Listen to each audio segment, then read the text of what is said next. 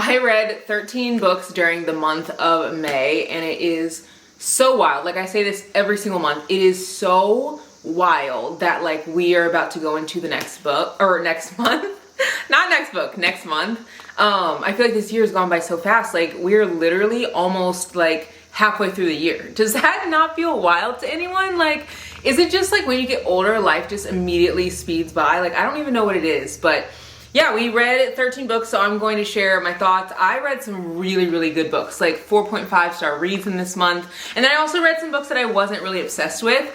I'm gonna start first with the books that I actually don't have on hand. One thing that I love so much about like buying books is that I can give them to friends to read. So I read When She Returned by Lucinda Barry, I think that's her name. She's one of my auto-buy authors, like for thrillers, like truly. And I think I've told you guys this before, that like all of my friends at the gym, they like always read the books that I recommend. So honestly, it kind of like, it's hard to like recommend good books, you know what I mean? Like there's so many books that I feel like some people like and then other people don't, and like everyone has different tastes, but I do feel like for thrillers, most people really always love a fast-paced thriller, and they love a thriller with a good like twist, you know?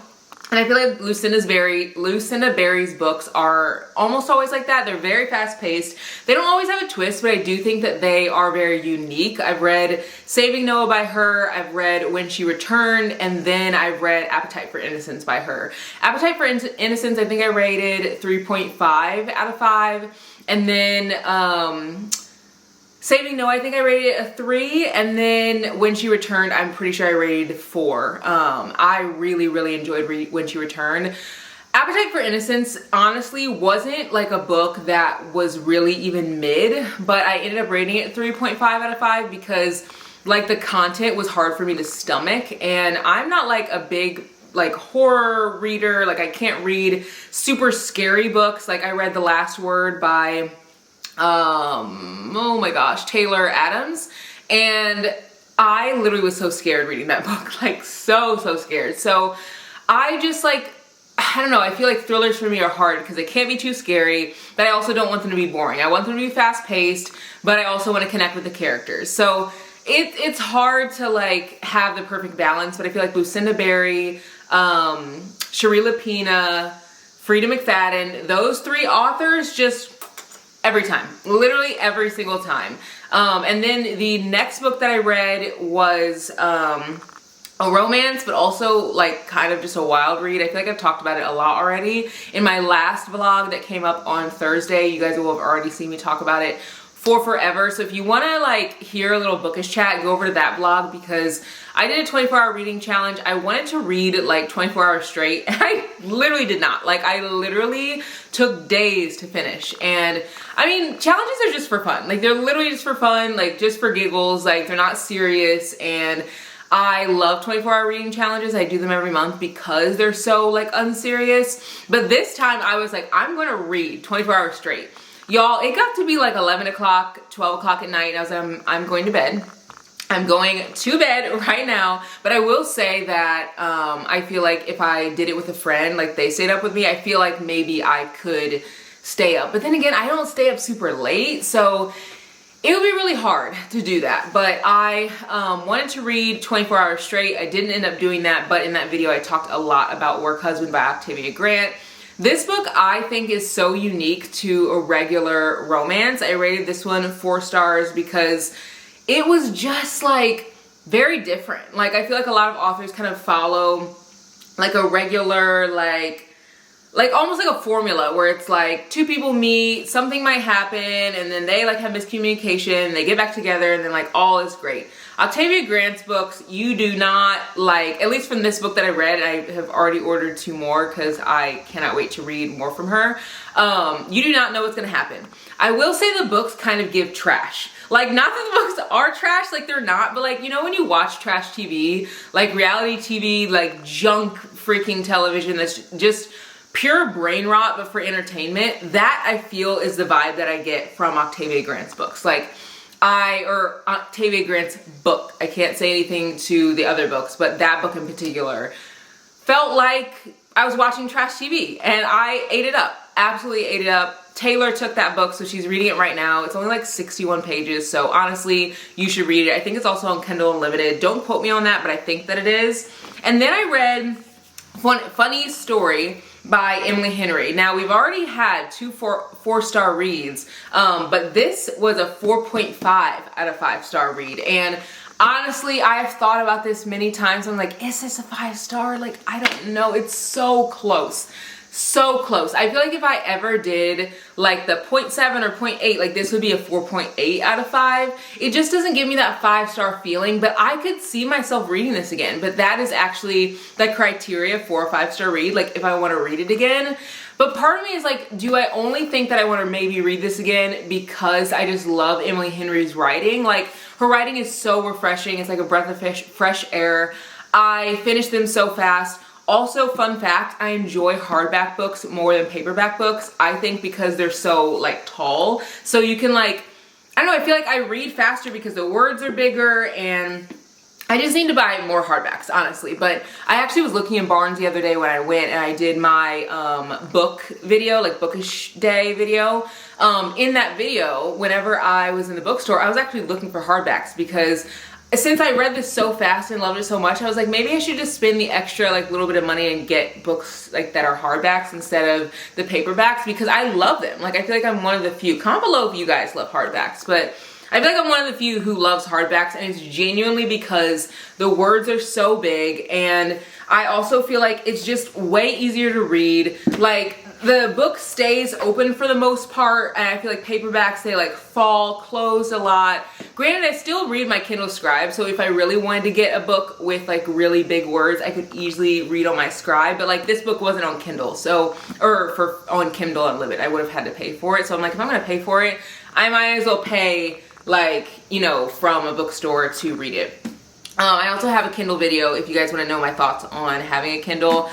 Definitely it's worth it. I feel like I use it a little bit more in the winter, just because I feel like whenever it gets dark at 5 o'clock at night, I read outside every single day. And so when it's dark at 5, like I get off work at 5, so like, you know, there's my reading time. So I use it pretty much every single day out reading outside at around like 5 o'clock. And then whenever it would get dark and the sun would go down, I could still read outside because of the light. And I also read in the morning. I do think that I use my Kindle in the morning to read a little more whenever me and Brady would get up at the same time. I get up at 5. He used to get up at 5 a.m., but now he actually gets up at 4:30. So before we would get up at the same time, and I'm like, oh, I don't want to like, you know, just like turn on the lamp. Like, I don't want it to be like bright. But now like he's gone. Like, he's already off like boxing, working out, like all the things. So yeah, anyway, I think the thing that made me love this story was, I guess I should give like a little synopsis, huh? Like of the books that I read. So when she returned,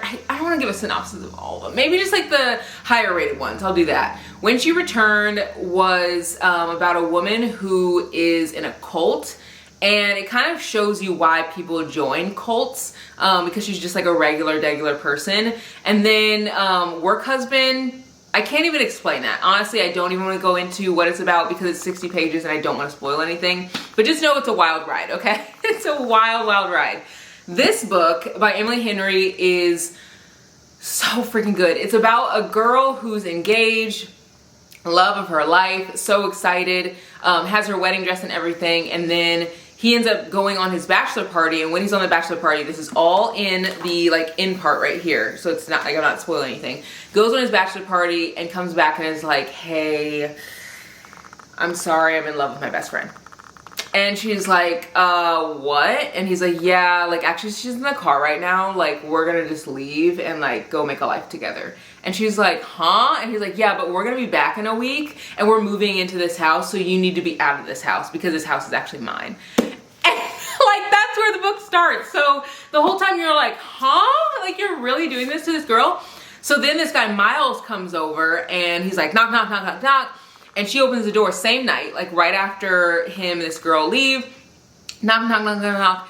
And he's like, hey, like I just got this note and it's from like Petra, which is the best friend of her ex-fiance at this point. And he'd always had this girl best friend and she was never like nervous about it or anything. And obviously she should have maybe been a little nervous because he left and ran off with her. But Miles knocks on the door. He's like, hey, I got this note from Petra. Like, is this like for real? And she's like, yeah, like my ex-fiance or fiance, whatever, he just left with her like in the car and I have to be out of here in a week. She's crying. She's like, I don't know what to do.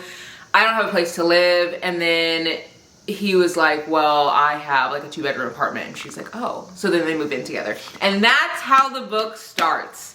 2 exes, 2 people who are just freaking like down bad, on their luck. I will say Miles is not the typical like guy that you see in books that is like broody and like billionaire. Like he like smokes weed, he's like a bartender, and you know, he's just like, he's chill. Like, and I feel like we need more guys like that in books because like everyone doesn't have the same taste, you know, like, or maybe he doesn't smoke weed, maybe he just like smokes cigarettes or something. I don't know what he smokes something, but they talk about him smoking out of a window, so I just assumed that it wasn't cigarettes, but it could have been cigarettes, I don't know.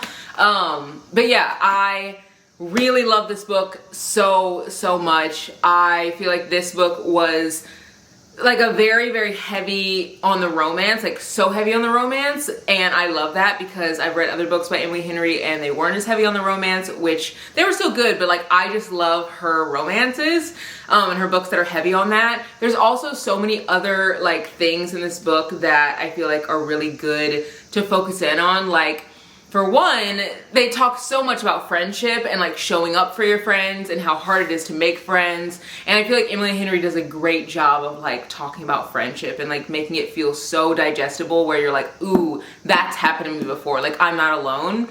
So love this so much. It, I feel, is not overhyped. I know lots of people love it and it's not overhyped. I feel like it's accurately hyped.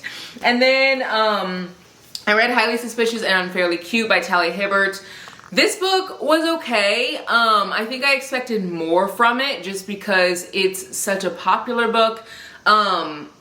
I wasn't obsessed with it. I think it was just like mid for me. I did love the mental health representation in this story. And I feel like we need to see more characters with OCD in books because you don't see that enough, especially male characters. So really enjoyed that aspect of this book. And then I read Finding My Way Out of Darkness by Brianna Michelle. This book is really good and very unique. So this book is about a girl. I think I rated this one 3.5 out of 5 stars. And I feel like the story being so unique, like almost made me rate it 4 stars, but I just was like, I don't know. Like there were certain things, like there's a lot of spice in it, but this is going to be turned into a series, so I could see myself like really falling in love with the second book because they talk a lot about like the friends in this book and you kind of like fall in love with the friends too. So I can see myself easily like wanting to read the stories about the friends, like, and I think the second book actually comes out this year, so I need to like look that up. But this is about a girl who she's being trafficked and pretty much she's been in this trafficking ring for a while. She doesn't really know how to get out. And then someone who's a detective is like, hey, like I can help you like get out of this and we can try to like pin this trafficker and like get him, you know, in jail or whatever. So that's the whole premise of the story. But the detective starts to fall in love with the girl that he's trying to get out of this like trafficking ring.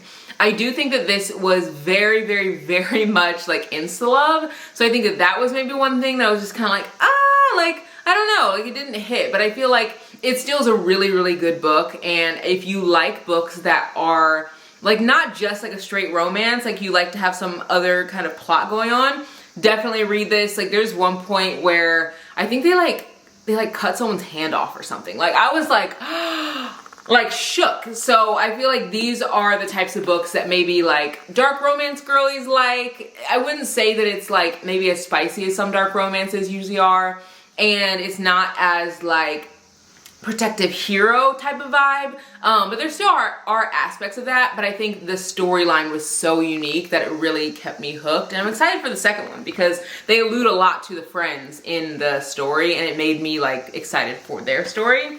Then I read Talking at Night by Claire Daverly. I haven't heard anyone talk about this book anywhere. And maybe it's because like it kind of, to me, feels like it's in a category of its own because it's definitely a romance, like by far. Like it is a romance, but, and even on the back, like the people who've talked about this are like Carly Fortune, who wrote Every Summer After, and like other authors who've written like romance books, like wrote on the back of this. But I think the cover to me gives literary fiction or contemporary fiction, so I feel like that's why I haven't really heard anyone talk about it, but it is so cute, like so good. I feel like if you like normal people, you'll really like this book. I was telling Taylor, I was like, you should definitely read this because it's definitely her type of vibe.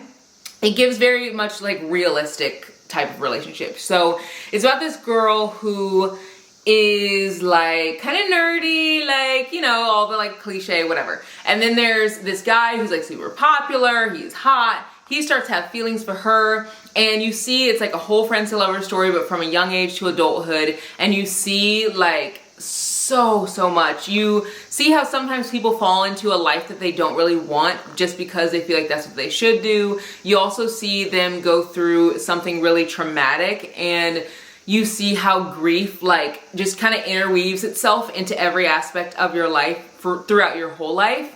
You also see a struggle with alcoholism in this book. There's just so many freaking like important topics, but I don't know, I really loved it. The writing is very poetic.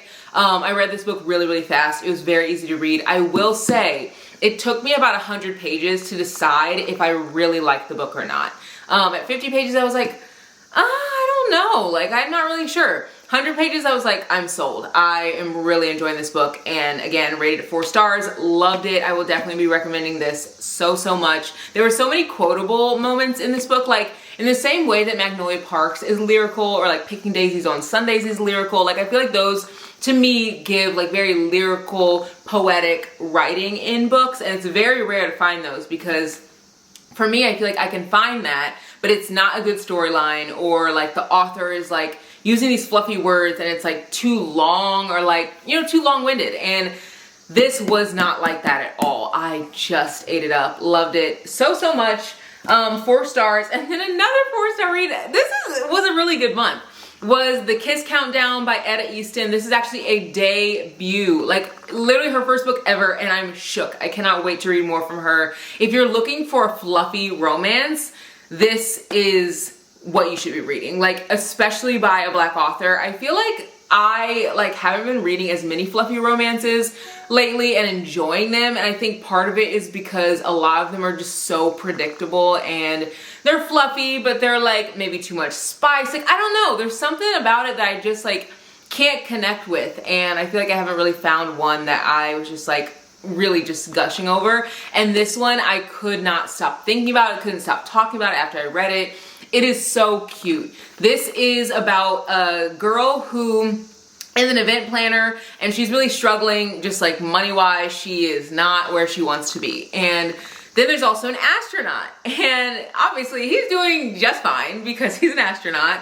So they end up meeting, and they kind of are like, I wouldn't say rivals, but kind of just like don't like each other off the bat. Like they're just kind of like, they don't really care for each other. But then she has recently gotten out of a relationship, and she's been like hiding a bunch of stuff from her family because she's like, I don't want them to like worry about me. So she's trying to like make it on her own, and she ends up seeing him at a like coffee shop, like the ex, and he's with his girlfriend. He's like, hey, how are you? Like, I'm so sorry you're here by yourself. That's gonna be so hard. And she's like, oh, well, actually, I'm not. I'm actually with my boyfriend. And she sees like the astronaut guy. He like comes in, and he's like, huh? And she's like, yeah, like my boyfriend, like here's my boyfriend. And then the guy is like, oh, like, and you could tell he gets kind of like annoyed.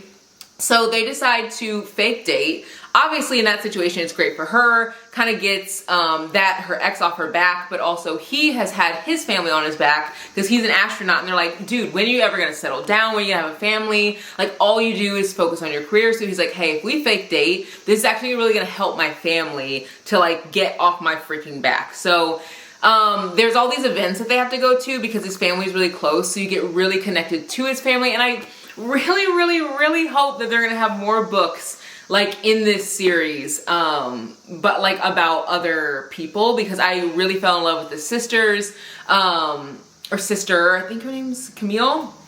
So yeah, really love this story. It was so cute. I feel like it was the perfect amount of like spice. It wasn't too much, but it was definitely there. But it didn't like overtake the story. Like it just felt so perfect, and it took a long time to really get there, which I've actually found that the more of a slow burn it is, the more I enjoy it. And I think it's because that tension, like in the buildup, is great. And I'm the type now where if I get one really good, like deep, spicy scene, that's enough for me. Like I don't really need more. Now it can be spicy. Like it doesn't have to, you don't have to skimp on it, but it needs to like, you know, really mean something. And I feel like having that tension, that buildup and that slow burn, and then kind of coming together at the end and it being like so, you know, whatever they end up like doing together being very special and like thought out by the author is what I think I enjoy most, and this book definitely gave that vibe. So this was really, really good. I cannot wait to read more from her. There's a point in this book where he actually takes her on a date based on like something that she like just kind of randomly like said that she liked, and like the fact that he listened to her and was so like thoughtful, I really loved. And also this book was not dual POV like at all, and I actually don't normally like that. Like I usually like having dual POV for almost every single book that I read, but I think that this book actually I liked it that it wasn't, because the whole time I was like, what is he thinking? Like, does he like her? Is he annoyed by her? Like, does he want her to like, you know, like what's going on? Like, does he even want to fake date her anymore? Like, so you kind of get back into that, not older way of storytelling, but like where you really are kind of on the outs and you kind of are nervous because you're like, is he feeling this way? Like, what's going on? And I think that that is like, I don't know, I wouldn't say a lost art, but I feel like not knowing how he felt when he finally verbalized how he felt made me be like, oh, I'm just like kicking my feet. So really love this one. So good. Then I read Vaughn and Chris Plan a Wedding. This was a cute read. I rated this one, I think 3.5 out of 5 stars. I've really been diving deep into reality TV, like show books, and enjoying them so much. I think I'm gonna read Cupid Calling next, and then I think there's another one that I have on my shelf. It's called like The One I Wanted or something like that. I'm trying to look at my shelf, but it's so far away. But I just like really been liking reality TV shows. I feel like, or not TV shows, books about reality TV. I read Lipstick and Camera Clicks by DJ Murphy last month. I read this book this month, and I feel like I'm probably gonna continue to read like that same type of vibe because it's just like a really, really nice story. Like I feel like having a reality TV show in the story just like keeps the story going along like at a nice pace. So enjoyed that one. Then I read Take a Hint, Danny Brown by Talia Hibbert. This book is so cute. I think that I don't know, I've been pretty vocal about how Get a Life Chloe Brown by Talia Hibbert wasn't really my favorite, and I've read other books by her. Obviously I read Highly Suspicious and Unfairly Cute by her in this month, like literally 2 books by the same author this month, and I was really surprised. Did I read this month? Or was this last month? No, I think that this was this month. Yeah. I literally, the months go by and like overlap so much, but I really, really enjoyed this one, and this is actually making me want to read the 3rd book in the series because this book was so cute. I do think that her books have a little bit more spice than I would normally want, but I just freaking swooned over them as a couple. So the book starts out where, and I think I rated this one 3.5 out of 5 stars. The book starts out where she is like, not starts out, but like the big thing that happens is like she's in an elevator, and when she's in the elevator like stops, and she's like freaking out, like, oh my God. He comes to save the freaking day, pries the elevator open with his hands, picks her up, carries her out of the building, and so someone's like videotaping, not me like being like a freaking million years old. They're taking a video on their phone, not with like a freaking camcorder, and they are like, you know, talking about how cute it is that he like carried her out of this building. The video goes viral. like absolutely viral. And that is where the story starts. So I'm gonna kind of leave it at that because I feel like that's enough, but there's a lot that happens in this book that is so freaking cute. But yeah, I really enjoyed this. I definitely want to read the third book in this series. I feel like this book is definitely my favorite out of the two. And if you didn't like the first one, read that one because I feel like this one was definitely better than the first one. And then I read Can't Let Her Go by Kiana Alexander. This one was really cute. I have never read anything by Kiana Alexander, and she actually has another book that's coming out, or maybe already came out. And I want to read that one as well. I also feel like this is the month that I've been just picking up books by authors that I know nothing about. I just am like, you know what, let me try it. And I don't even like, sometimes I look at good reviews, but sometimes I don't because I feel like reviews are so subjective. Like, for example, I've talked a lot about how I read A Love Song for Ricky Wilde by Tia Williams, and I wasn't obsessed with it. I think I rated it 2 stars. But I think that people who like magical realism and people who like historical fiction will be obsessed with that book because that book had so much of those things in that book, and it had a little less of like the romance that I really wanted. And so now, like, whenever I read Goodreads reviews, like, someone will be like, oh, like, you know, this book had like this specific trope that I didn't like. And I'm like, well, I don't hate that trope. Like, maybe I'll love the book. Or they'll be like, oh, it didn't really have very much spice. Like, maybe I couldn't connect with the characters as much. And I'm like, I'd probably eat that up because I don't really care for spice as much. Like, I don't know. I feel like looking at reviews are great, but I also have to recognize that like everyone has a different perspective of like what they want out of a book, and every single person has a different life experience, which is also what's going to connect you to a book or not to a book. So love this book. It's very cute. I think I rated that one 3 stars. And then I read Dances by Nicole Cuffey. Rated this one 3 stars. It really just talks a lot about a girl who has been really, like, I wouldn't say struggling because that's not the word, but she has been working hard, like very, very hard, to become a like professional dancer, and you see how that plays out as a Black woman. I think that if you love reading books about dance or you've been in dance, you'll love this book. There was some terminology that I wasn't really familiar with, and not some, there was a good amount.